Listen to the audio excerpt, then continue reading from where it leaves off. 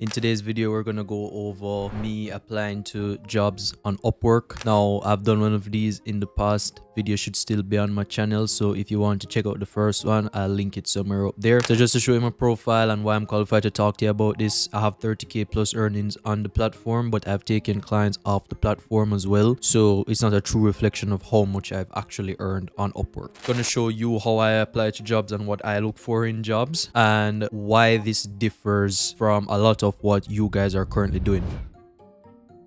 Now, this might be a qualified job right off the bat here, but what I like to do with every single job is first I look at the budget, I look at the title, I look at the job description, and I also look at the location. Let's just open up this job real quick and let's see what we're working with. Now, typically, I don't like incredibly long job descriptions just because it turned me off personally. Oftentimes, when they have lengthy job descriptions, it means that they want an employee hourly basis or for them to have a long-term commitment, so they might not be as open to agency owners. But there are exceptions to every single rule, and if it's worth applying to, regardless of what I may think, then I'd probably just apply to it nonetheless. That is to say that even though I'm an agency owner, there have been cases where jobs that are looking for employees specifically have taken me in spite of being an agency owner. So it's not good to jump to conclusions, and just looking at the locations, you can see that it's United States, so already qualified there. It's also a budget of $4 to $25. Now, I typically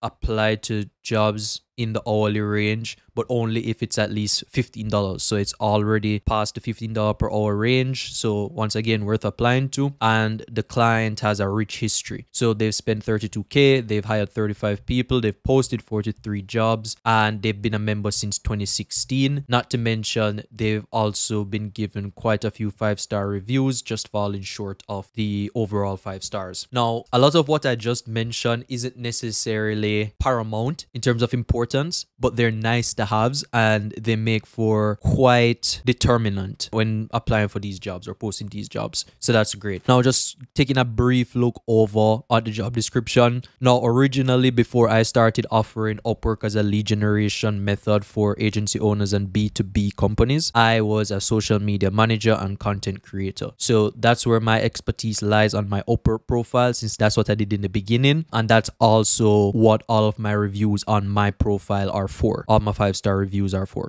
Just taking a look at this, they're looking for a content creator. They want to develop and implement social media content strategies, engaging and written content. That's fine. They want to schedule and manage content. So they want the whole 9 yards, and the qualifications don't seem to be that bad either. Some jobs legitimately ask you for a degree. So I've seen where it's pretty bad, but that's not the case in this particular job. So I'm going to apply to this job. But before I do, a good practice is to actually go into the comments here and then check to see if you can get a name. So the first comment here has been left by the freelancer to the client. So oftentimes freelancers will actually put the client's name in a comment, and that makes it easier for other freelancers or agency owners like myself who use Upwork to get a bit of a foot in the door by already knowing their name, which is a form of personalization. So Sonia is the name of the client, and that's good information to already have. So I'm going to apply to this job now. Once again, you want to ensure that you're intimate with the job description, because this is the most information that the client actually gives you prior to speaking with them in the DMs. So you're going to want to use all of the knowledge at your disposal in order to craft a proposal that's eye-catching to the prospect. Now, with that being said, let's just head on down. Now, you have to fill these things out. So how often do you want a rate increase? I typically choose never, just because that's one extra step that you have to take, and it's a barrier as well. There's friction involved. Why? Because it's another thing that the client has to take into account before they hire you. If they choose you, or if they were to see 3 freelancers, the 3 were as follows. They want a rate increase every 3 months at a percentage of 15, so at 15%, and then you have another one that's every 6 months at a rate of 10%, versus the last one that just has never. More than likely,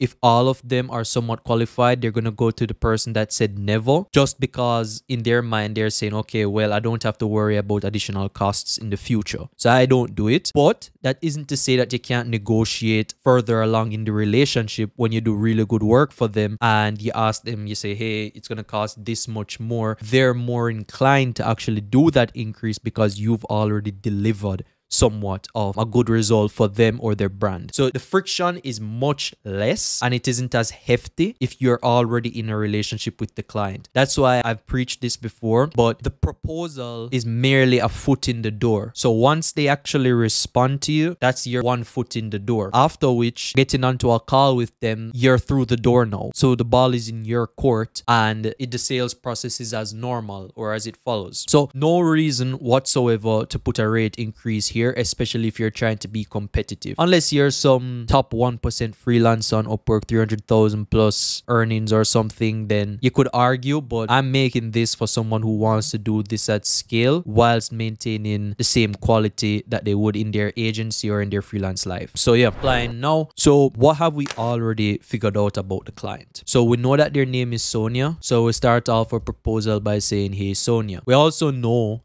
I'm not sure if you realized, but Sonia is from Phoenix. So we could personalize a message or the first 2 lines of this proposal just by mentioning something about Phoenix, which is where she's from, and that's personal to her. Many people aren't using such a strategy. Everybody is so focused on trying to one up the other person by talking about how good they are or how great they are, how great their service is, how much they've accomplished for themselves and not necessarily for the client. The very first thing I want you guys to get out of the habit of doing is saying I and we. This isn't a social media profile that you're trying to build where a personal brand, I should say, where everything is about you and, you know, your personal appeal. Everything is about the client. The client doesn't care about you. The client really cares about what you can do for them. Hence, we should make everything about the client and what we can do for them. So what I like to do in proposals like these, in this particular line, if you're not unfamiliar with social media, I do have a Twitter account as well as a LinkedIn account, and then of course I'm on YouTube, so I'm somewhat familiar with social media. Here you can tell that the person Sonia, she wants engaging visual and written content including graphics, photos, videos and posts optimized for each platform. What does this mean? Essentially, she wants reels, that's one. She wants Twitter, she wants a Twitter ghostwriter as well, and then she wants all of that to be repurposed to LinkedIn. Facebook and Instagram can be categorized as the same platform essentially. So in this case, I'd say something along the lines of, you're looking for content for your Instagram, Facebook, Twitter, and we can say something along the lines of Twitter/X and LinkedIn accounts. Content works differently on all 3 platforms, meaning you would need a Twitter/X ghostwriter and a short form video editor for Instagram/Facebook, which could also be repurposed to YouTube Shorts, TikTok, and LinkedIn. If you try to use one piece of content across every social media platform, you won't see substantial growth since all of them are different. I have over 4,000 followers on Twitter/X, 2,000 followers on LinkedIn, and 100 plus subscribers on YouTube. I'm familiar with their algorithms. Here are links to all my channels, all my socials, you can verify. Netting you the same result, if not significantly higher, would be child's play, provided you are consistent. So let's dissect this proposal. Now, Sonia is looking for a social media content creator with the primary goal of growing. That's all it really is. So we need to appeal to her growth mindset or her end goal. But first, let's show her why her current frame of mind is somewhat skewed. So she's looking for a content creator to be able to produce content on Twitter,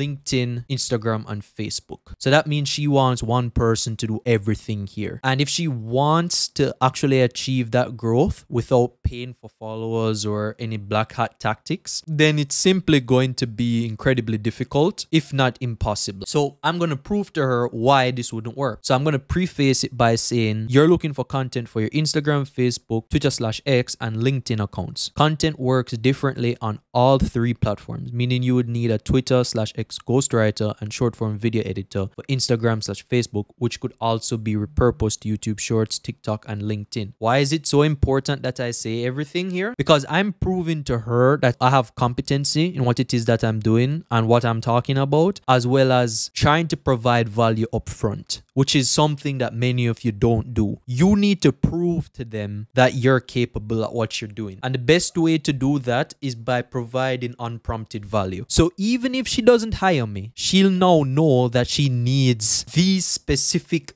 job titles or these specific experts in order to see the growth that she hopes for, right? So if you want to grow on X, you can't employ the same methods that you would on Instagram/Facebook. That's all I'm trying to tell her. And I'm saying the same thing for every platform. So if you try to use one piece of content across every social media platform, you won't see substantial growth since all of them are different. So you might see explosive growth on Instagram because you're doing short form for Instagram, but short form on LinkedIn, for example, doesn't perform as well, hypothetically speaking, of course. So I've provided value there. So even if she doesn't hire me, she takes that away. Now, I need to cement this fact. Why should she be listening to me in the first place other than my profile, which she likely click onto after she sees my proposal? So I have over 4,000 followers on Twitter. I have 2,000 followers on LinkedIn, and I have 100 plus subscribers on YouTube. So I'm familiar with their algorithm, and I'd put this here. Now, it might not seem like substantial numbers or significant numbers for the average person, but you have to understand that most people that are selling these services don't even have an account, or they haven't been able to grow their account, which is why having this form of a track record behind you is so important, because now I've given her another reason as to why she should go with me as opposed to another freelancer that probably doesn't even have 100 followers on any of these platforms. So I'm leading with all the strengths that I have possible. And then to prove this, I would link all of my social platforms or social accounts here. So I just put this as a field to fill out. So I do link this, link 2, and I do link 3. So I drop those there. I'm not going to do it just for the sake of the video, but that's what I would do. All my socials are in my description anyway. So if you want to see those, you can check them out. So here are all my accounts or my socials so you can verify. So netting you the same result, if not significantly higher, would be child's play,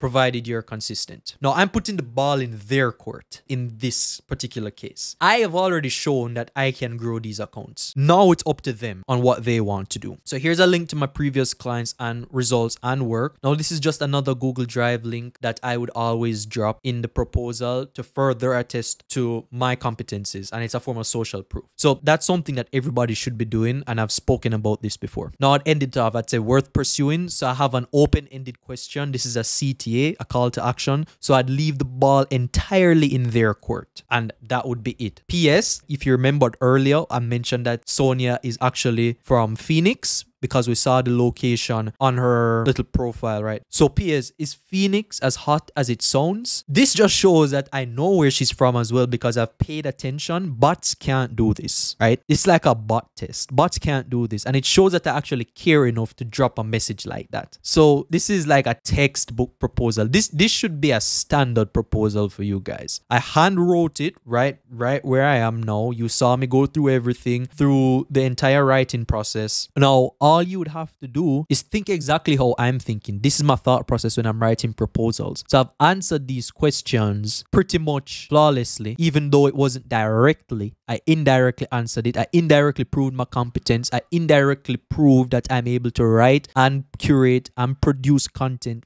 for myself as well as other brands, because I've also would have shown my case studies here. So case studies here, as well as content I've created for them. And this is textbook. I'm leading with value. I'm proving my competency. I'm showing social proof, further proving my competency, and then leading with a CTA. So posing the question to them, worth pursuing, and then leaving a PS, is Phoenix as hot as it sounds, which is another form of personalization. Now, after that, I just send the proposal off, but because I'm doing the video and I haven't dropped all of these links here, and I no longer really submit proposals for myself, I do it on behalf of my clients, I'll leave that blank. But this is what the process looks like. This is how I think, and this is how you guys are going to be able to get your next or even first client. Now, I hope you found this video helpful. If you want to see more videos like this, then just let me know by dropping a comment. And yeah, watch previous videos if you haven't already. I'll link it somewhere here.